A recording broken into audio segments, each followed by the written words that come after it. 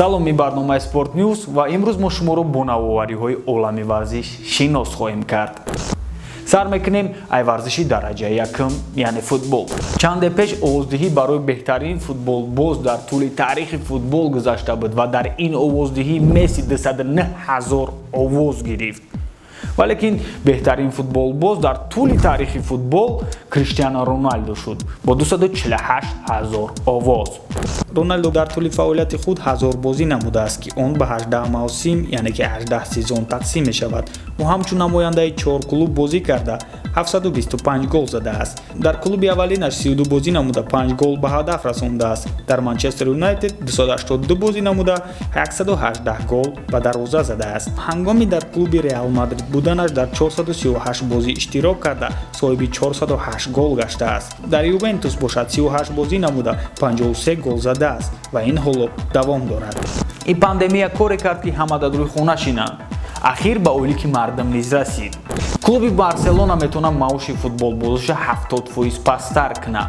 аз ҳамин сабаб Месси агар ки 6 миллион евро мегирифт, айҷаиста ки 1,8 миллион евро ойлик мегирад. роҳбарияти Барселона тариқи расонаҳо хабар доданд ки Барселона метавонад аз бозингарон чанд фоизи музди меҳнати онҳоро бигирад, яъне 70%ро. аммо каталониҳо боварӣ надоранд ки поён кардани 70% маоши бозингарон ба ҷуброн кардани талафот дар заминаи пандемия аз короно кӯмак хоҳад кард. карантин, лекин бо варзиш машғул шудан дар кор. футболбозони Тоттенхем тариқи видеовизов бо мураббии худ машқ кардаистанд. камтарша тамошо мекунем.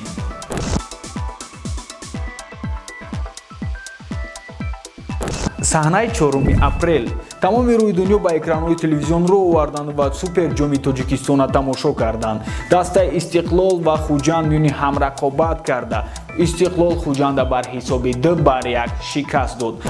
аз сабабе ки вазорати ҷумҳурии Тоҷикистон иҷозат наметиҳад ки дар як ҷо бисёр мардум ҷамъ шава, ин футбол ва дигар футболҳо низ бемухлис гузашт. дар толори варзиши Парвиз Собиров мусобиқаи шаҳрӣ оид ба зюдо баргузор гардид. ҳамчунон саҳнаҳои 11 ва 12 апрел дар шаҳри Кӯлоб мусобиқаи ҷумҳуриявӣ оид ба зюдо баргузор хоҳад гардид. тавонист диловарро ба замин афтонад, валекин баръакс диловар ӯро зери пои худ андохт ва ҳаракати онро дорад ки Фахриддинро буғӣ кунад. довар низ ин чӣ корро назорат карда онҳоро ба ҷойҳои худ баргардонд.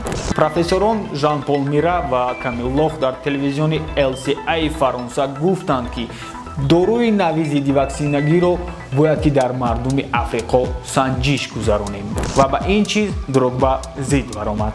дрогба гуфт: то кай мо ин гуна рафторро тоқат мекунем? Африка лабораторияи санҷишӣ нест. ман зидди ин суханони таҳқиромез ва нажодпарастие мебошам. ман зид ҳастам ба ин санҷиши шумо. бори панҷум аст ки ин мусобиқа қатъ мегардад. бале дуруст фаҳмидед. мусобиқаи Ҳабиб Нурмагомедов ва Тони Фергюсон.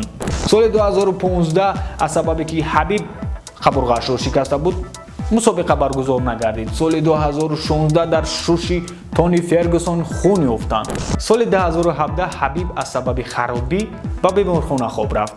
соли 2018 Тони Фергюсон поша гӯшти поша аниқтараш даронд. соли 2020 пандемия.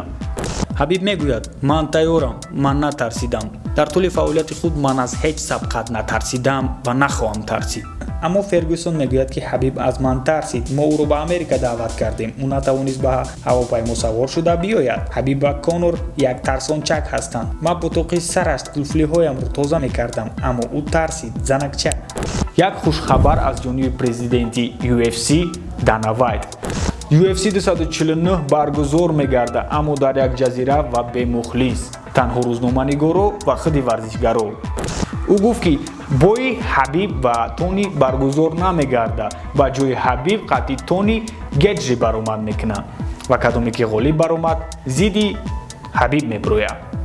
ин буданд ҳама он хабарҳое ки дар тӯли ҳафта ба дасти мо омаданд ва мо онҳоро пешниҳоди шумо гардондем. бо мо бимонед. хайр, то боздид.